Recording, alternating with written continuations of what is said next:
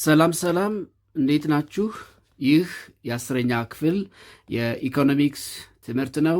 በዛሬው ክፍለ ጊዜ ትምህርታችን ምዕራፍ 6ን እንጀምራለን። ዩኒት 6 ቪዲዮ 1 ዩኒት 6 it says ኢኮኖሚክ ግሮውዝ የኢኮኖሚ እድገት በሚል ርዕሰ ሐሳብ ነው የምንማማረው። እንግዲህ በዚህ ምዕራፍ የምናነሳቸውን ርዕሰ ሐሳቦች ከማንሳታችን በፊት ስለ ዩኒቱ ከዚህ ቀደም የተማራችኋቸውን የኢኮኖሚክስ ጽንሰ ሐሳቦች መነሻ አድርገን መግቢያ የሆነን ዘንድ እንመለከታለን።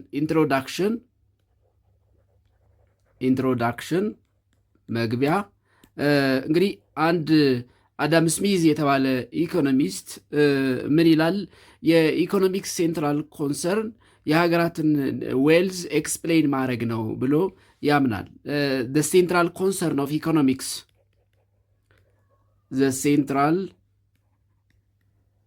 concern of economics is explaining the wealth of nations.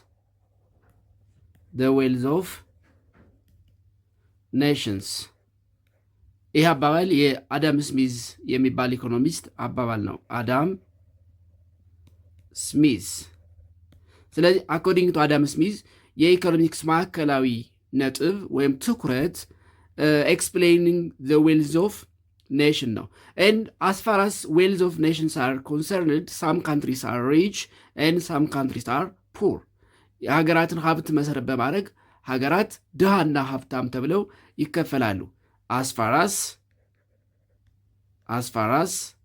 the concern of wealth of nations, countries can be grouped as rich countries, that means developed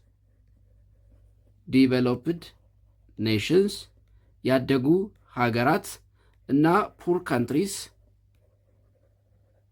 countries, that means underdeveloped nations, ድሃ ሀገራት ተብለው በሁለት ይከፈላሉ። የሀገራትን የሀብት መጠን መሰረት በማድረግ ሀገራት ድሃና ሪች ተብሎ ይከፈላል ማለት ነው። ስለዚህ ቤዝድ ኦን ዴር ዌልስ ሳም ካንትሪስ አር ሪች ኤንድ ሳም ካንትሪስ አር ፑር። ባላቸው የሀብት መጠን አንዳንድ ሀገራት በጣም የበለጸጉ ናቸው፣ they are called rich or developed nations። አንዳንድ ሀገራት ደግሞ ድሃ የሚባሉ ወይም ፑር የሚባሉ ወይም አንደር ዲቨሎፕድ ኔሽን የሚባሉ ናቸው። ይሄ ከምን የመጣ ነው ካል it is because of their economic growth. This is due to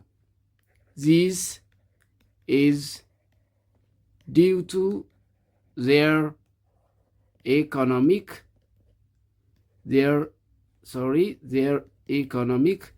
growth. Why countries rich and poor? ለምን ነው አንዳንድ ሀገራት ሀብታም አንዳንድ ሀገራት ድሃ የሚሆኑት ስንል it's because of difference in economic growth ነው። Countries can be rich and poor because of difference in economic growth. Countries can be rich and poor because of difference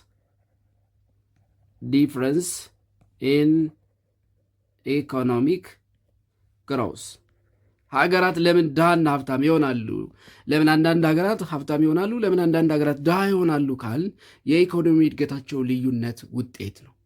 አንዳንዶቹ ፈጣን እና ዘላቂ የኢኮኖሚ እድገት ሲኖራቸው፣ አንዳንዶቹ አዝጋሚ እና በኢኮኖሚው ላይ አዎንታዊ ለውጥ ተጽዕኖ መፍጠር የማይችል የኢኮኖሚ ግሮዝ አላቸው።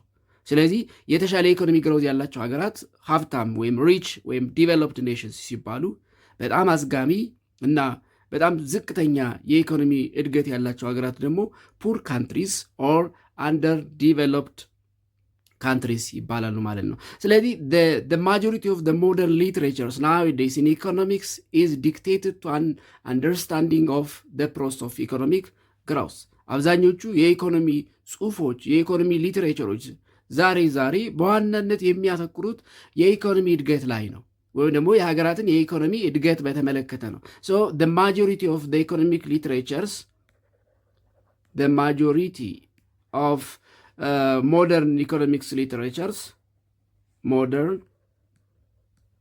economics literatures የአንድን ሀገር ኢኮኖሚ በተመለከተ ወይም ኢኮኖሚክስን በተመለከተ የሚጻፉ ጽሑፎች is dictated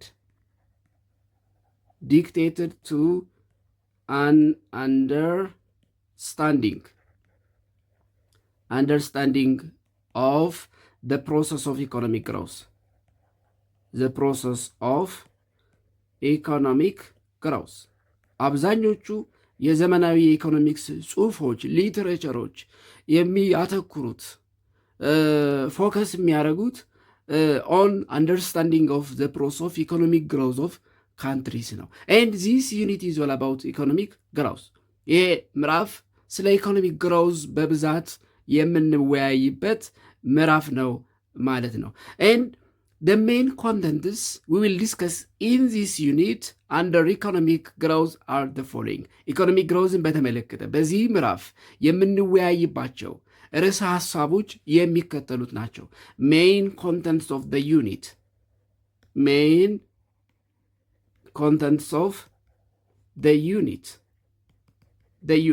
በዚህ ምዕራፍ የምናያቸው ዋና ዋና ሐሳቦች፣ አንደኛ ማክሮ ኢኮኖሚክ ቫሪያብልስ. In this unit, we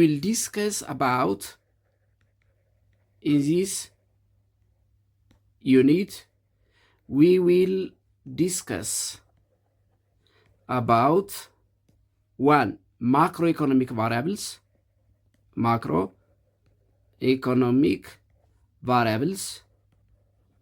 ስለ macroeconomic variables እንወያያለን። ሁለተኛ definition and measurements of economic growth. Definition and measurements of economic growth. Economic growth ማለት ምን ማለት ነው? የኢኮኖሚ እድገት በምን ይለካል? what are the common parameters used to measure economic growth? economic growthን ለመለካት የምንጠቀማቸው መለኪያዎች ምንድን ናቸው የሚሉትን እነሱን እናያለን። ሶስተኛ source of economic growth. sources of economic growth የኢኮኖሚ እድገት ምንጮች፣ አንድ ሀገር የኢኮኖሚ እድገት እንዲያደርግ የሚያደርጉት ምክንያቶች ወይ ደግሞ መነሻዎቹ፣ ሶርሶቹ፣ ምንጮቹ ምንድናቸው የሚለውን እናያለን። አራተኛ ኢኮኖሚክ ፋክተርስ ኤንድ ነን ኢኮኖሚክ ፋክተርስ ኢን ኢኮኖሚክ ግሮውዝ። ኢኮኖሚክ ፋክተርስ ኤንድ non-economic factors of economic growth. Economic factors and non-economic factors of economic growth. የኢኮኖሚ እድገት ኢኮኖሚያዊና ኢኮኖሚያዊ ያልሆኑ ምክንያቶች ወይም ፋክተርስ ኦፍ ኢኮኖሚክ ግሮውዝ የሚለውን እናነሳለን። አምስተኛ the fifth why economic growth varies across economies or countries. Why economic growth varies across countries or across economics. ለምንድን ነው ሀገራት የተለያየ ኢኮኖሚ ግሮዝ የሚኖራቸው?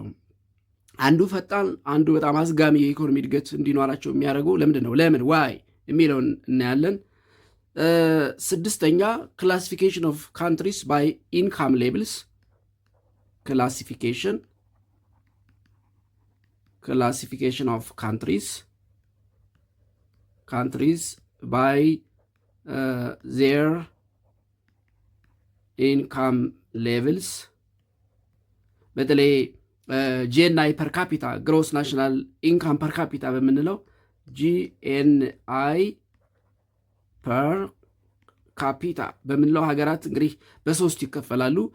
ሎው ኢንካም ካንትሪስ፣ ሚድል ኢንካም ካንትሪስ እና ሃይ ኢንካም ካንትሪስ ተብለው በሶስት ይከፈላሉ። የዝቅተኛ የመካከለኛና የከፍተኛ ገቢ ያላቸው ሀገራት ተብለው በሶስት ይከፈላሉ። የዝቅተኛ ሀገራት ጂኤንአይ ፐር ካፒታ ስንት ነው? የመካከለኛ ኢንካም ካንትሪስ ጂኤንአይ ፐር ካፒታ ስንት ነው? የከፍተኛ ገቢ ሀገራት ጂኤንአይ ፐር ካፒታ ወይም ደግሞ ጂኤንአይ ፐር ካፒታቸው ከስንት በታች ሲሆን ነው ሎው፣ ከስንት ሲሆን ነው ሚድል፣ ከስንት በላይ ሲሆን ነው ሃይ ኢንካም ካንትሪስ የሚባሉ የሚለውን እናያለን። ዴን ሰባተኛ ሜጀርስ ኦፍ ፕሮዳክቲቪቲ ኤንድ ኢትስ ኢፌክት ኦን ኢኮኖሚክ ግሮዝ። ሜጀርስ ኦፍ productivity and its effect on economic growth. Its effect on economic growth. ምርታማነት እንዴት ይለካል እና ምርታማነት ለኢኮኖሚ እድገት ያለው ተጽዕኖ ምንድነው ወይም ደግሞ ኢፌክት ምንድነው የሚለውን እናያለን። ስምንተኛ the weakness of using GDP or GNP ጂዲፒ ፐር ካፒታ ኢን ሜዠሪንግ ኢኮኖሚክ ግሮዝ። ጂዲፒን ወይም ጂዲፒ ፐር ካፒታን ተጠቅመን ኢኮኖሚክ ግሮዝን ስንለካ ያለበት ክፍተት ምንድን ነው ወይም ዊክነስ የሚለውን እናያለን። ዊክነስ ኦፍ ዩዚንግ ጂዲፒ ኦር ጂዲፒ ፐር ካፒታ ኢን ሜዠሪንግ ኢኮኖሚክ ግሮዝ in measuring economic growth, the weakness of using GDP or GDP per capita in measuring economic growth, and last በመጨረሻ ደግሞ business cycle and its phases. business cycle and its phases የሚሉ ርዕሰ ሀሳቦችን እንመለከታለን። እንግዲህ በዚህ ምዕራፍ ኮንሰርኒንግ ኢኮኖሚክ ግሮዝ የምናነሳቸው የውይይት ሀሳቦች እነዚህ ናቸው ማለት ነው። ሶ ፈርስት ሌት አስ ሲ 6.1 ማክሮ ኢኮኖሚክ ቫሪያብልስ የሚለውን እንመልከት። 6.1 ሪቪው ኦፍ ማክሮ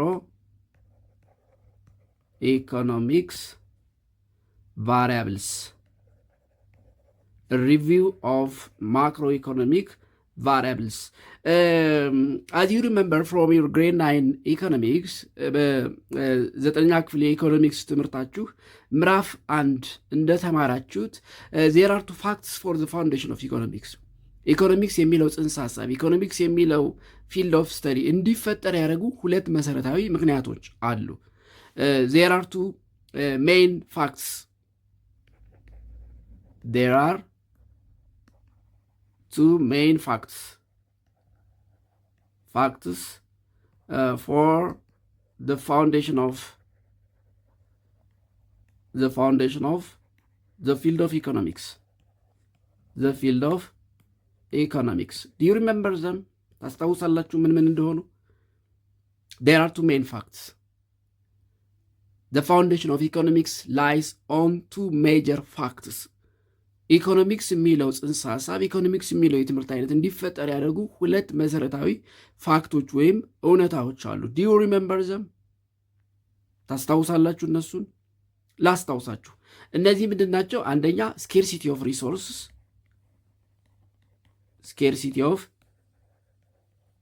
ሪሶርስስ፣ ሁለተኛ አንሊሚትድ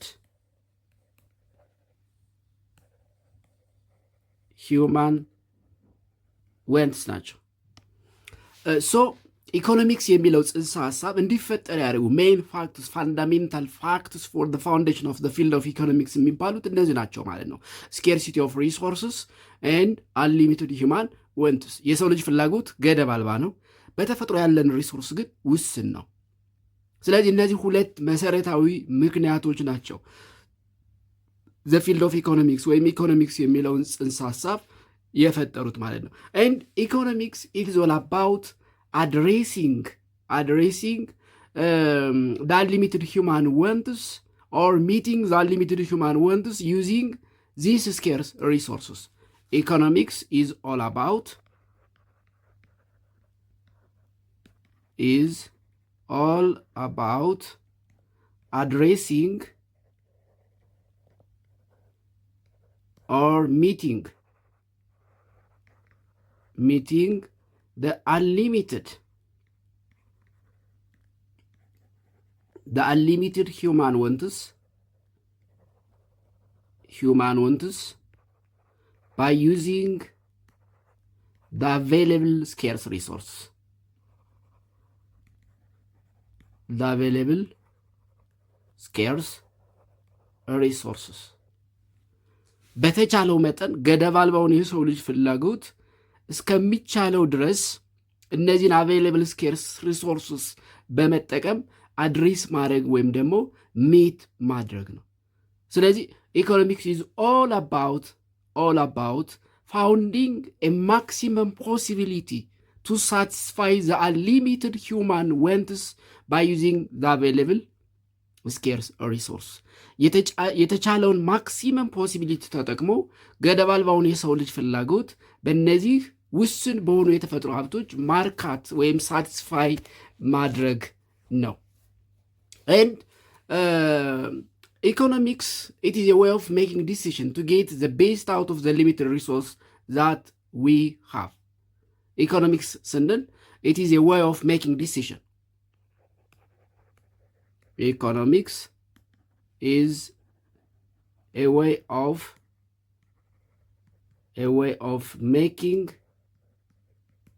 decisions to get the best out of the limited resources. The limited resources that we have.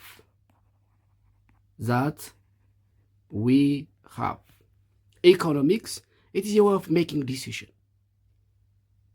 It is a way of making decision.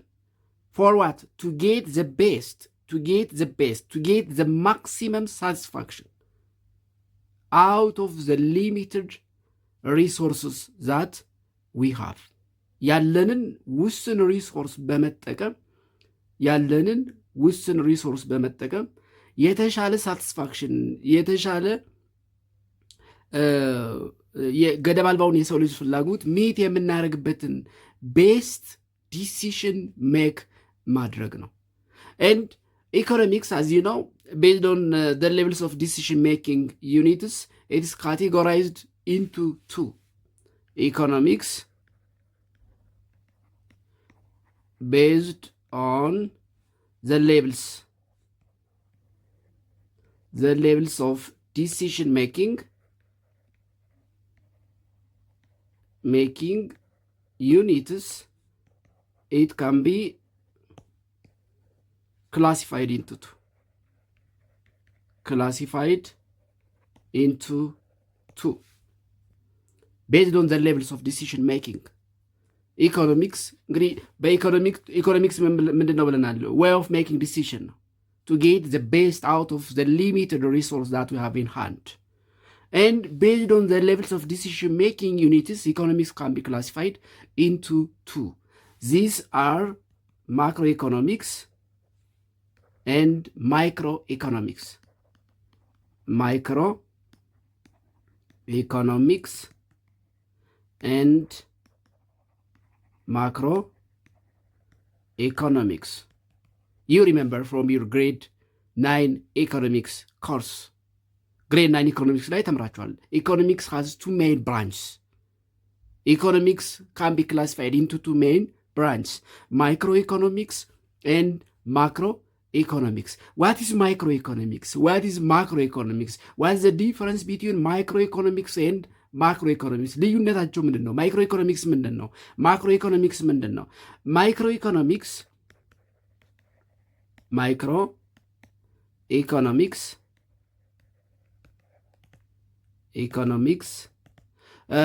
if the decisions are made at individual decision makers.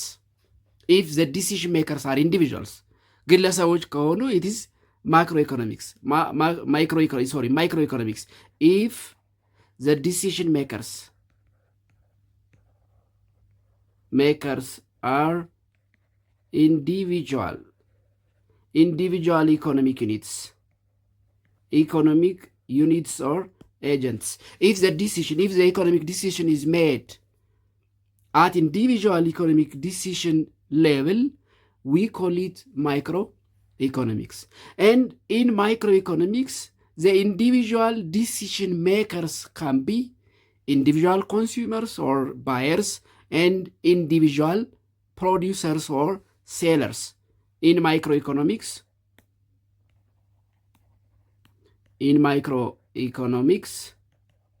the individual decision makers, the individual decision maker units can be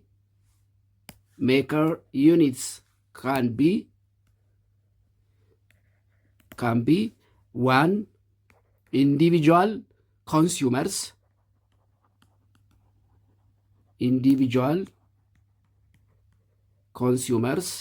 that is buyers, and individual producers, that is sellers ወይም ሴለር።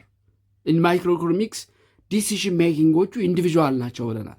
እነዚህ ኢንዲቪዥዋል ዲሲሽን ሜከር ዩኒትስ ወይም ኤጀንትስ ምን ሊሆኑ ይችላሉ? ኢንዲቪዥዋል ኮንሱመርስ ወይም ባየርስ፣ ኢንዲቪዥዋል ፕሮዲውሰርስ ወይም sellers. What is the decision of individual consumers in microeconomics? What is the decision of individual producers or sellers in microeconomics? Decisions of consumers or buyers. Decision of consumers or buyers. Individual ኮንሱመርስ ወይም ባየርስ ምን ነው በኢኮኖሚክስ ዲሳይድ የሚያደርጉት? ዋት ዘር ዲሲሽን ዘይ ሜድ ኢን ኢኮኖሚክስ? ምን ነው ውሳኔያቸው? አዝ ኮንሱመር ዩኒት ወይም ኤጀንት ኢን ኢኮኖሚክስ ወይም አዝ ባየር ዩኒት ምንድን ነው የሚያደርጉት ካል ዴር ዲሲሽን ኢን ኢኮኖሚክስ ኢዝ ሃው ቱ ማክሲማይዝ ሳቲስፋክሽን ፍሮም ጉድስ ኤንድ ሰርቪስስ ዴይ ኮንሱም። ሃው ቱ maximize satisfaction from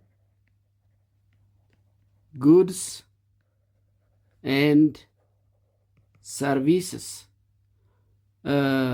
they consume.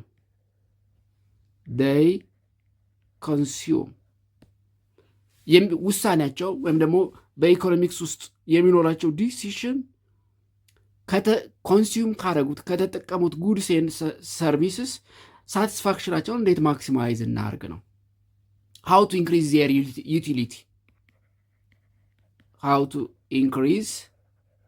ዜር ዩቲሊቲ ዩቲሊቲያቸውን ኢንዲቪዥዋል ዩቲሊቲ ወይም ደግሞ ኢንዲቪዥዋል ሳቲስፋክሽን ሌቭል ፍሮም ዘ ጉድስ ኤንድ ሰርቪስ ዛት ዴይ ኮንሱም እንዴት እንጨምር፣ እንዴት እናሳድግ የሚል ውሳኔ ይወስናሉ። ስለዚህ ኢንዲቪዥዋል ኮንሱመርስ ኢን ኢኮኖሚክስ ዜር ዲሲሽን ኢዝ ሃው ቱ ኢንክሪዝ ዜር ዩቲሊቲ ሃው ቱ ማክሲማይዝ ዜር ሳቲስፋክሽን ፍሮም ጉድስ ኤንድ ሰርቪስስ ዋት ዜይ ኮንሱም ኮንሱም ካረጉት ከተጠቀሙት ጉድስ ኤንድ ሰርቪስስ የሚያገኙትን እርካታ እንዴት እናሳደግ ነው። ከዛ ውጪ ምንም አይነት ኢኮኖሚክ ዲሲሽን የላቸውም። ዲሲሽን ኦፍ ፕሮዲውሰርስ የአምራቾቹ ዲሲሽንስ ምንድን ነው?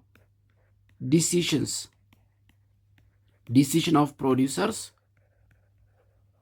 ወይም ሴለርስ፣ ኢንዲቪዥዋል ሴለርስ ምንድን ነው? በኢኮኖሚክስ ዲሲሽናቸው ሃው ቱ ማክሲማይዝ ፕሮፊት፣ ምክንያቱም ሻጮች ስለሆኑ ገበያ ምንድን ነው ገበያቸው ወይም ትርፋቸውን እንዴት እናሳድግ ነው። ሃው ቱ maximize their profit from goods and services,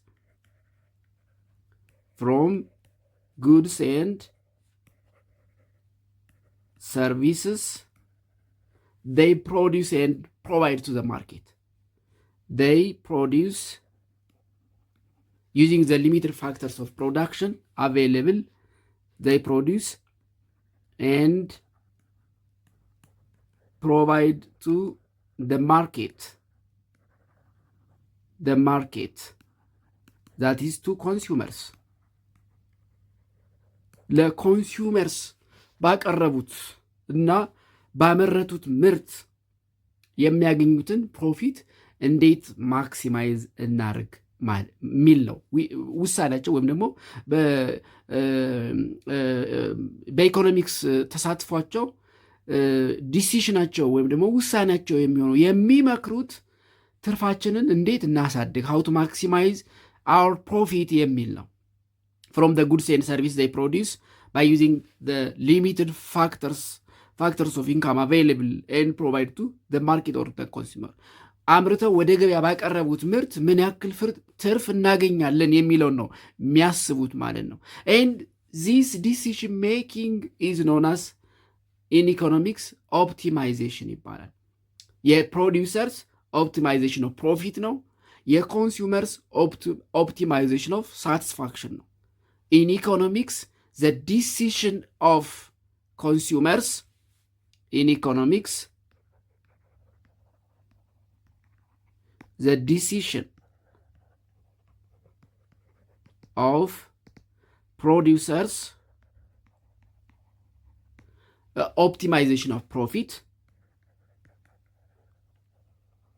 optimization of profit and consumers optimization of satisfaction or utility ነው። optimization of utility or satisfaction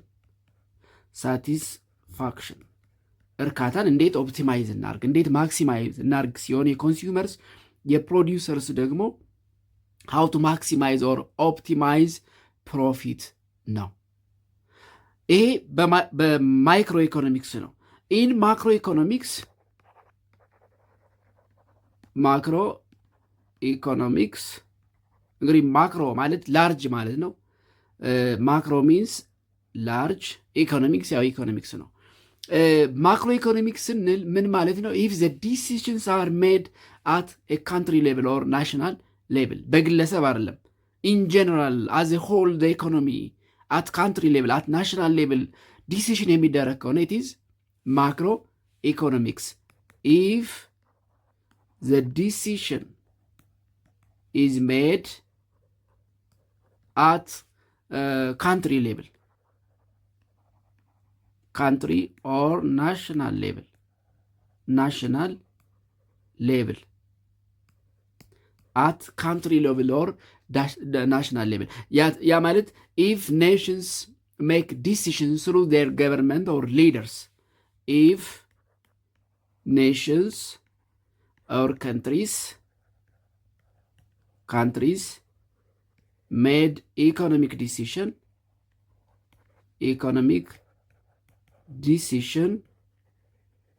through their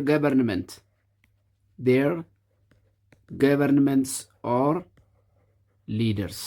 ስለዚህ ውሳኔው እንደ ሀገር ከሆነ ኢትስ ማክሮ ኢኮኖሚክስ። ውሳኔው በግለሰብ ደረጃ ከሆነ አት ኢንዲቪዥዋል ሌቭል አዝ ኤ ኮንሱመር ኤንድ ፕሮዲውሰር ከሆነ ኢትዝ ማይክሮ ኢኮኖሚክስ። ሶ በዚህ ምዕራፍ የምንማማረው ስለ ማክሮ ኢኮኖሚክስ ቫሪያብል ነው። ሶ ዋት አር ደ ማክሮ ኢኮኖሚክስ ቫሪያብልስ የሚለውን እንመልከት። ዋት አር ደ ሜጀር ማክሮ ኢኮኖሚክ ቫሪያብልስ? ዋት አር ደ ሜጀር ማክሮ ኢኮኖሚክ ቫሪያብልስ? ማክሮ ኢኮኖሚክ ቫሪያብልስ አት ካንትሪ ሌቭል ዲሲሽን የሚጠይቁ በገቨርንመንት ወይም በመንግስት ደረጃ በመሪዎች ደረጃ ውሳኔ የሚፈልጉ ሜጀር ማክሮ ኢኮኖሚክ ቫሪያብልስ የሚባሉት የትኞቹ ናቸው የሚለውን እንመልከት። ሜጀር ማክሮ ኢኮኖሚክ ቫሪያብልስ እንግዲህ the major macroeconomic variables የምንላቸው የሚከተሉት ናቸው። the major macroeconomic variables that needs decision at country level through the government or leaders are the following. The major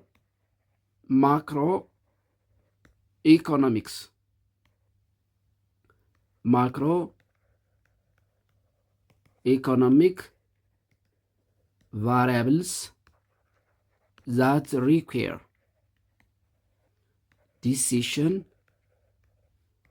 at national level through governments or leaders. Governments or leaders are the following.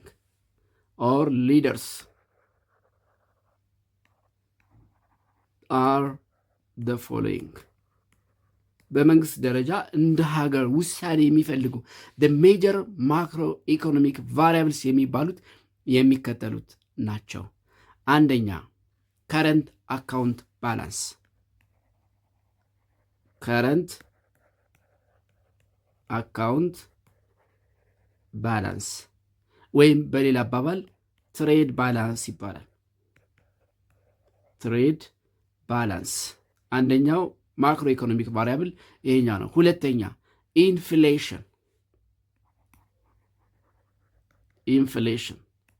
overall rise of price overall rise of price እንዳጠቃላይ እንደ ሀገር የዋጋ መጨመር የዋጋ ግሽበት ምን ለማለት ኢንፍሌሽን ኢኮኖሚክ ግሮዝ ኤንድ አንኤምፕሎይመንት economic growth and unemployment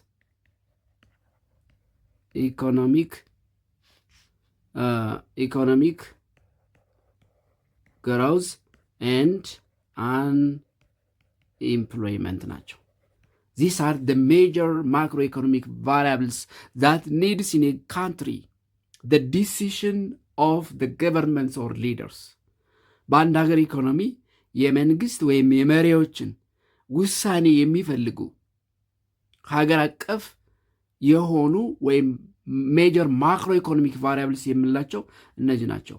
ከረንት አካውንት ባላንስ፣ ትሬድ ባላንስ፣ ኢንፍሌሽን፣ ኦቨርኦል ራይዝ ኦፍ ፕራይስስ ኦፍ ጉድስ ኤንድ ሰርቪስስ ኤንድ ኢኮኖሚክ ግሮዝ ኤንድ አንኤምፕሎይመንት። እያንዳንዳቸውን እንመልከት። ዋን ከረንት አካውንት ባላንስ ከረንት account balance or trade balance አንደኛው ይሄ ነው። እንግዲህ current account balance ስንል ወይም trade balance it is related with international trade. as you know trade can be international and internal. current account balance ወይም trade balance ምንለው ከዓለም አቀፍ ንግድ ጋር የተያያዘ ነው። it is related with international trade. it is related with international trade. That means trade between different countries across the globe. Trade between different countries across the globe. በዓለም ላይ በሀገራት መካከል ከሚደረግ የንግድ ልውውጥ ወይም ደግሞ ኢንተርናሽናል ከምንለው የንግድ እንቅስቃሴ ጋር የሚገናኝ ነው። ኤንድ ኢን ኢንተርናሽናል ትሬድ በዓለም አቀፍ ንግድ ሀገራት በሁለት ነገር ይሳተፋሉ። አንደኛ በኤክስፖርት ትሬድ፣ ሁለተኛ በኢምፖርት ትሬድ። ኢን ኢንተርናሽናል ትሬድ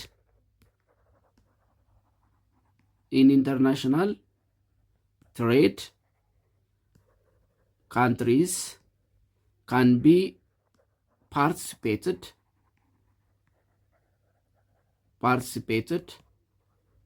through one export trade,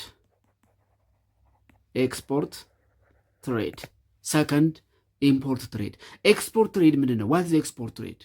export trade ስንል ምን ማለት ነው? when countries sell their goods and services to other countries ያመረቱትን ምርት ሌላ ሀገር ወስደው ሲሸጡ ወደ ሌላ ሀገር ኤክስፖርት ሲያደርጉ ምን እንላለን?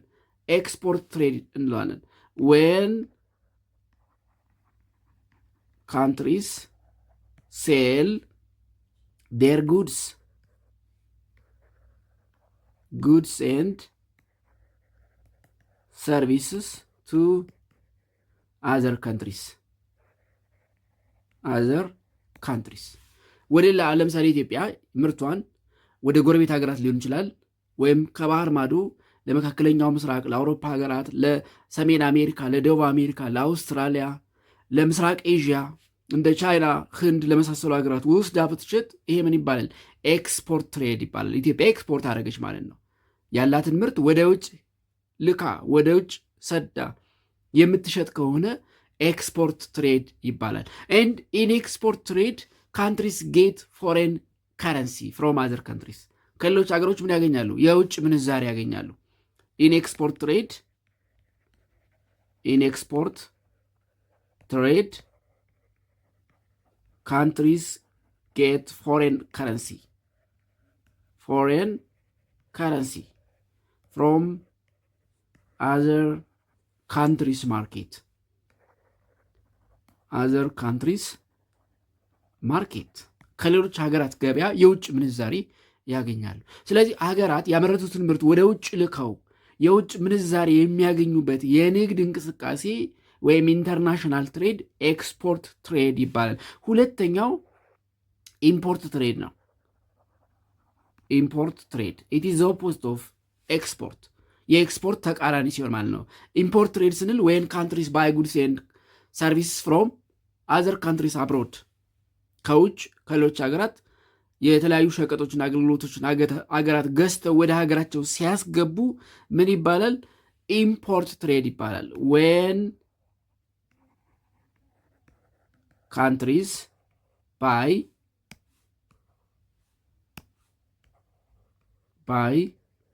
ጉድስ ኤንድ ሰርቪስስ ፍሮም አብሮድ ኦር ፍሮም አዘር ካንትሪስ፣ ከውጭ ሲገዙ ወይም ከሌሎች ሀገራት ሲገዙ ኢምፖርት ትሬድ እንለዋለን። ኢምፖርት ትሬድ ኤንድ ኢን ኢምፖርት ትሬድ ሀገራት ያገኙትን ፎሬን ከረንሲ ለሌሎች ይከፍላሉ ማለት ነው። ኢን ኢምፖርት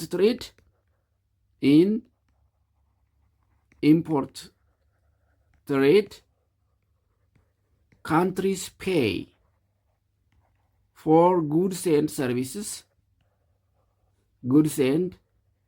ሰርቪስስ they buy from other countries።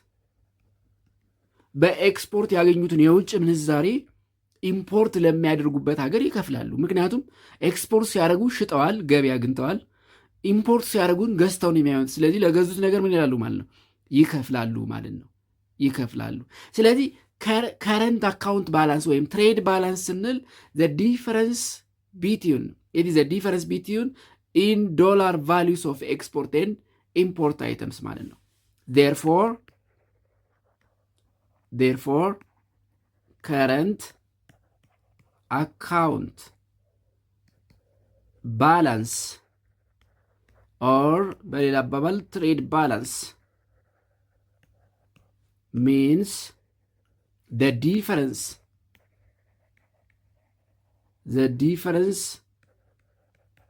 between the dollar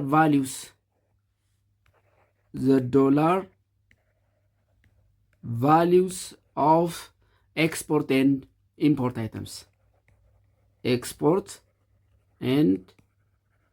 import items. ኤክስፖርት ስናደርግ ያገኘነው ዶላር አለ፣ ፎሬን ከረንሲ አለ፣ የውጭ ምንዛሬ። ኤክስፖርት ስናደርግ ደግሞ ያወጣ ነው አለ። የሁለቱ ባላንስ ከረንት አካውንት ባላንስ ይባላል። ከረንት አካውንት ባላንስ። ስለዚህ ከረንት አካውንት ባላንስ ምን ማለት ነው? ከረንት አካውንት ባላንስ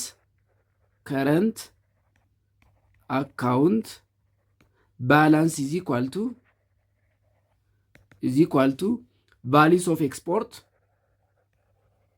ቫሊዩስ ኦፍ ኤክስፖርትስ ኢን ዶላር ማይነስ ቫሊዩስ ኦፍ ኢምፖርትስ ኢን ዶላር ይሆናል። ኤክስፖርት አድርገን ያገኘነው ገቢ ሲቀነስ ኢምፖርት አድርገን ያወጣነው ልዩነት ከረንት አካውንት ባላንስ ወይም ደግሞ ትሬድ ባላንስ ይባላል። ከረንት አካውንት ባላንስ ወይም ትሬድ ባላንስ። ከረንት አካውንት ባላንስ ስለዚህ ምንድን ነው ማለት ነው? the net factor income of countries get from export and import trade. current account balance is the net factor income ወይም the net income countries get from export and import trade. ኢምፖርት ኤክስፖርት አድርገው የሚያገኙት የገቢ ምን ይባላል ማለት ነው? ከረንት አካውንት ባላንስ ወይም ትሬድ ባላንስ ይባላል። ኤንድ ከረንት አካውንት ባላንስ ወይም ትሬድ ባላንስ ኢት ካን ቢ ኔጌቲቭ ኦር ፖዚቲቭ። ኔጌቲቭ ሊሆን ይችላል፣ ፖዚቲቭ ሊሆን ይችላል። ከረንት አካውንት ባላንስ ወይም ትሬድ ባላንስ current account balance or trade balance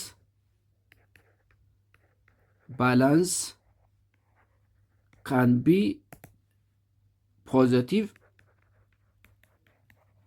and can be negative. ኔጌቲቭ ሊሆን ይችላል፣ ፖዚቲቭ ሊሆን ይችላል። ፖዚቲቭ የሚሆነው መቼ ነው? እንግዲህ ከረንት አካውንት ባላንስ ዘ ዲፈረንስ ኦፍ ቫሊዩስ ኦፍ ኤክስፖርት ኤንድ ቫሊዩስ ኦፍ ኢምፖርት ነው ብለናል። ስለዚህ የሁለቱ ልዩነት ፖዚቲቭ የሚሆነው መቼ ነው? ዌን ዘ ቫሊዩስ ኦፍ ኤክስፖርት አይተምስ ግሬተር ዛን ዘ ቫሊዩስ ኦፍ ኢምፖርት አይተምስ፣ ዌን ዘ አማውንት ኦፍ ዶላር ዛት ዊ ጌት ፍሮም ኤክስፖርት ግሬተር ዛን ዘ ቫሊዩስ ኦፍ ዶላር ዛት ዊ ፔይ ፎር ኢምፖርት አይተምስ። ፖዚቲቭ ዌን the values of exports in dollar is greater than the values of imports in dollar. ኤክስፖርት አድርገን ያገኘ ነው ኢምፖርት አድርገን ካወጣ ነው የበለጠ ከሆነ ከረንት አካውንት ባላንስ ወይም ትሬድ ባላንሳችን ፖዚቲቭ ይሆናል ማለት ነው። ያ ማለት ብዙ ኤክስፖርት አድርገን ብዙ ገቢ አግኝተን ኢምፖርት ለማድረግ ብዙ ምንድነው ትንሽ የምናወጣ ከሆነ ትርፋችን ከፍተኛ ነው ማለት ነው። ስለዚህ ፖዚቲቭ ይሆናል፣ ምክንያቱም ኤክስፖርት አድርገን የምናገኘው ኢምፖርት አድርገን ከምናወጣው ስለሚበልጥ ማለት ነው። ኔጌቲቭ የሚሆነው መቼ ነው? when the values of exports when the values of exports that is in dollar, ያው ዶላር ስለሆነ በአብዛኛው የምንጠቀመው is less than the values of imports in dollar. ኤክስፖርት አድርገን ካገኘን የውጭ ምንዛሬ ይልቅ ኢምፖርት ለማድረግ ከሌሎች ሀገራት ለምንገዛው ምርት እና አገልግሎት ከፍተኛ የውጭ ምንዛሬ ካወጣን ከረንት አካውንት ባላንሳችን ወይም ትሬድ ባላንሳችን ኔጌቲቭ ይሆናል። ምክንያቱም ካገኘነው ይልቅ ያወጣነው ስለሚበዛ ማለት ነው። ካገኘነው ይልቅ ኤክስፖርት አድርገን ካስገባነው ገቢ ይልቅ ኢምፖርት አድርገን ያወጣነው ወጪ ስለሚበዛ ከረንት አካውንት ባላንሳችን ኔጌቲቭ ይሆናል ማለት ነው። ስለዚህ ዲፔንዲንግ ኦን ዘ ቫሊዩስ ኦፍ ኤክስፖርትስ ኤንድ ኢምፖርትስ ኢን ዶላር ከረንት አካውንት ባላንስ ወይም ትሬድ ባላንስ ካን ቢ positive and negative. When the values of exports greater than the value of imports, current account balance will be positive. When the value of exports less than the value of imports in dollar, current account balance will be, when trade balance will be negative. ሁለተኛው the second macroeconomic variable is inflation ነው። Inflation. The second macroeconomic variables that needs economic decision at national level through governments or leaders በመንግስት ወይም በመሪዎች ደረጃ ውሳኔ እንደ ሀገር የሚፈልገው the second macro economic variable ኢንፍሌሽን ነው። ኢንፍሌሽን ምን ማለት ነው ስንል እንግዲህ ኢንፍሌሽን ማለት it is increase in the overall price levels of goods and service over a certain period of time አለ። it is an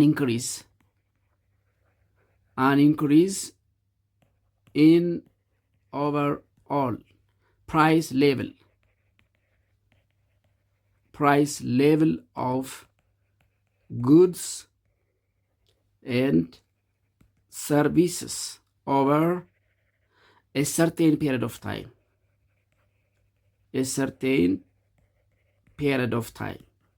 በተወሰነ ጊዜ እንደ ሀገር እንዳጠቃላይ የቁሶች የሸቀጦችና የአገልግሎቶች ኦቨርኦል ዋጋ ወይም ፕራይስ ሲጨምር ኢንፍሌሽን እንለዋለን። በአማርኛ የዋጋ ግሽበት የሚባለው ማለት ነው። የዋጋ ግሽበት ማለት የሸቀጦች የአገልግሎቶች ዋጋ በጣም ሲጨምር ምን እንለዋለን? ኢንፍሌሽን እንለዋለን። ያ ማለት ኢንፍሌሽን አጠቃላይ የዋጋ ጭማሪ ነው ስንል የገንዘባችን የመግዛት አቅም ሲዳከም ማለት ነው። ያ ማለት የሆነ ነገር ለመግዛት ብዙ ብር የምናወጣ ከሆነ ፕራይሱ ጨምሯል ማለት ነው። ስለዚህ ምን አለ ማለት ነው? ኢንፍሌሽን አለ ማለት ነው። ስለዚህ ኢንፍሌሽን it is the rise of the general level of price often expressed as percentage በፐርሰንት የሚገለጸው and it indicates that a unit of currency effectively buys less than it did in the prior period ቀደም ብለን ለምሳሌ በ100 ብር የምንገዛውን ዛሬ በ400 ብር የምንገዛው ከሆነ there is inflation። ስለዚህ ኢንፍሌሽን ምንድን ነው? የከረንሲያችን ወይም ደግሞ እንዳጠቃላይ የፐርቼዚንግ ፓወር ኦፍ ከረንሲ መውደቅ ነው። ኢንፍሌሽን የዋጋ ግሽበት ስንል ወይም ደግሞ የዋጋ መጨመር ነው ስንል ኢንፍሌሽን is the general fall of purchasing power of currencies.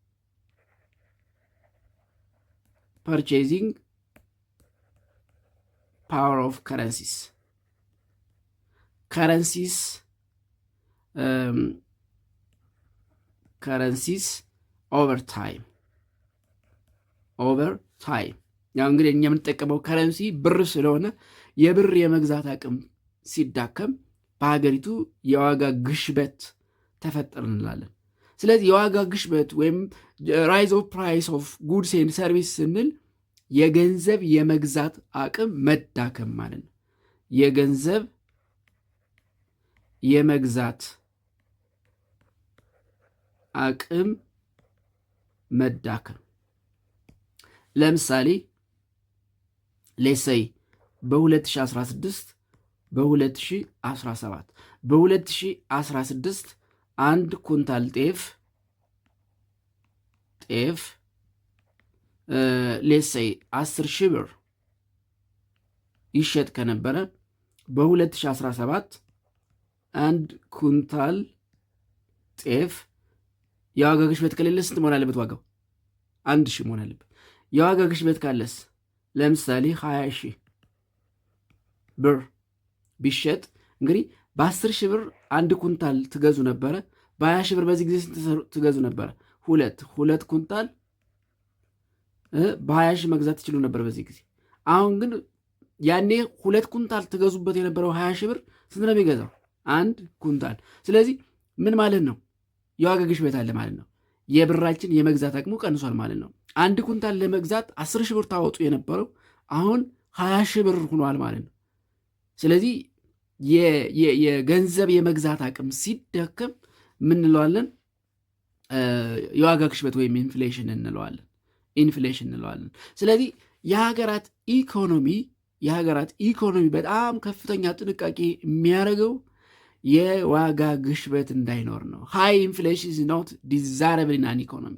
በአንድ ኢኮኖሚ ኢንፍሌሽን የማይጠበቅና የማይገመት ነገር ነው፣ መሆን የሌለበት ነገር ነው። ምክንያቱም የዋጋ ግሽበት ማለት የሀገር ኢኮኖሚን ይዞ የሚሄድ ምክንያቱም የብር የመግዛት አቅም የከረንሲ ፐርቼዚንግ ፓወር ቀነሰ ማለት የሀገሪቱ ኢኮኖሚ ቀነሰ ማለት ነው።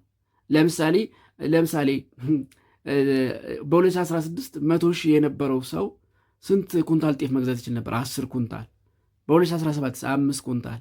አያችሁ። ስለዚህ በ2017 አንድ ሰው 100,000 ብር ቢኖረው 5 ኩንታል ጤፍ ብቻ ነው ያለው ማለት ነው። በ2016 10 ኩንታል መግዛት ይችል ነበር። ይሄ ብር 10 ኩንታል ይኖረው ነበር።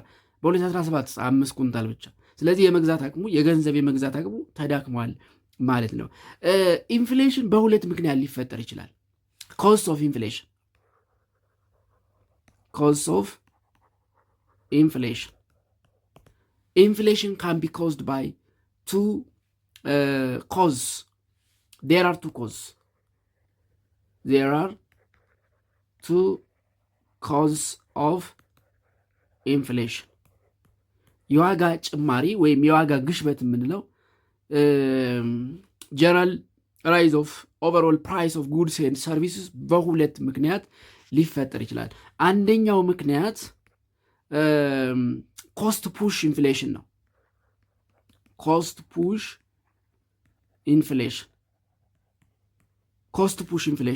ፑሽ ኢንፍሌሽን ስንል when the cost of production is high, producers increase price to be profitable. cost of production ሲጨምር ማለት ነው። when cost of production increase ያ ማለት ፋክተርስ ኦፍ ፕሮዳክሽን እነዚህ የሆነን ምርት ለማምረት የምንጠቀማቸው ግብዓቶች ዋጋቸው ከጨመረ ኢንፍሌሽን ያመጣል። when the price of factors of production rises, when the price of factors of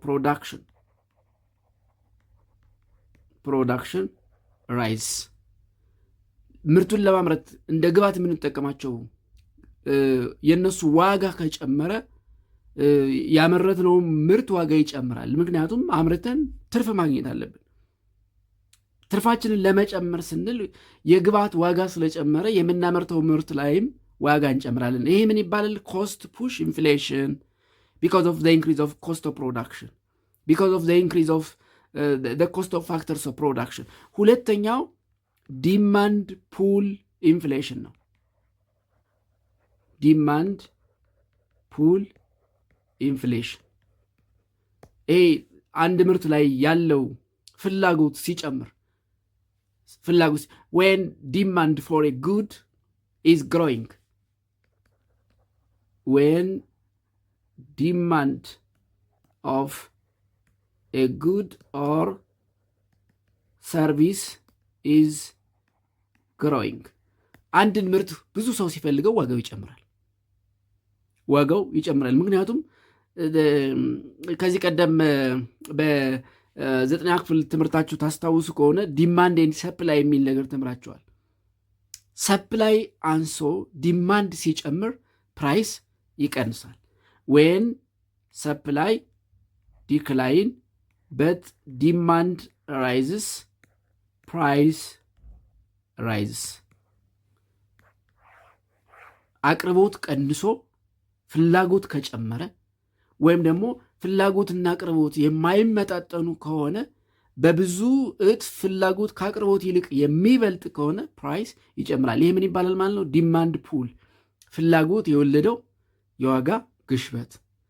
አንድን ፕሮዳክት ለመግዛት ብዙ ሰው ከፈለገ ዋጋው ይጨምራል፣ ወይም ኢንፍሌሽን የዛ ፕሮዳክት ዋጋ ወይም ፕራይስ እንዲጨምር ያደርጋል። ይህ ምን ይባላል ማለት ነው? ዲማንድ ፑል ኢንፍሌሽን ይባላል። ስለዚህ ሁለተኛው ማክሮ ኢኮኖሚክ ቫሪያብል ኢንፍሌሽን ነው።